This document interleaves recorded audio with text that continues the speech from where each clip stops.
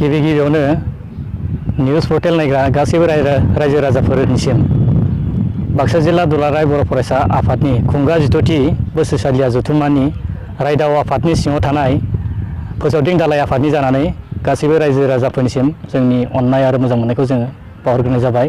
आरो बे निउज पर्टेलनि गेजेरजों जों बेखौनो नोंथांमोननो मिथिहोनो सानोदि बाक्सा जिल्ला दुलाराय बर' फरायसा आफादनि खुंगा 16थि बोसोरसालिया जथुम्माया खामार दैसा लोखि बाजार हालामाव 23, 24 आरो 25 जानुवारिनिफ्राय गाजा गोमजायै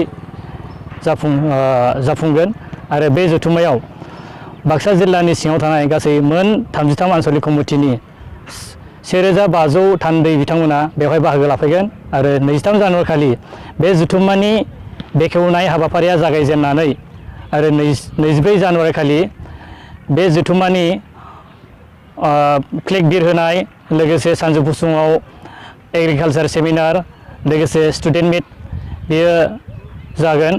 आरो 25 जानुवारि खालि बे जथुम्मानि गेवलां मेला जागोन। आरो बे गेवलां मेलाव बाक्सा जिल्ला दुलाराय बर' फरायसा आफादनि बेन्दों सिङाव थानाय गासिबो रायजो राजाफ्रा नुजाथिफैनायजों लोगोसे आरो बे जथुम्मायाव गाहाय आलासि महरै नुजाथिफैगोन दुलाराय बर' फरायसा आफादनि दानि आफादगिरि मानाव गेदेर बिथां दिपेन बर'। लोगोसे बे जथुम्मायावनो जर'खा आलासि महरै नुजाथिफैगोन आथिखालनि बिटिआरनि गाहाय मावफुं सोद्रोमा बिथां मानाव गेदेर प्रमद बर' बिथाङा।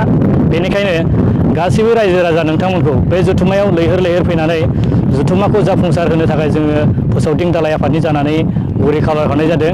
लोगोसे नोंथांमोनखौ जों बेखौबो खावलायहरनाय जायोदि खामार दैसा लोखि बाजार हालामजों नांजाबनानै थानाय कख्लाबारि एग्रि फार्माव थानाय बेंगल फरिखान आरो मानास मावजिगिन्द्रि टुरिजम ससाइटिजों दैदेननाय मानास हाग्रामानि सिङाव नोंथांमोना जिब साफारि, लोगोसे भारत भुटान बर्डार, लोगोसे फथा दैलां बे समायना नुथायफोरखौबो नोंथांमोना नायनानै गोजोनग्लाय होनो हागोन। लोगोसे मिटिंखौबो जाफुंसार होनो हागोन।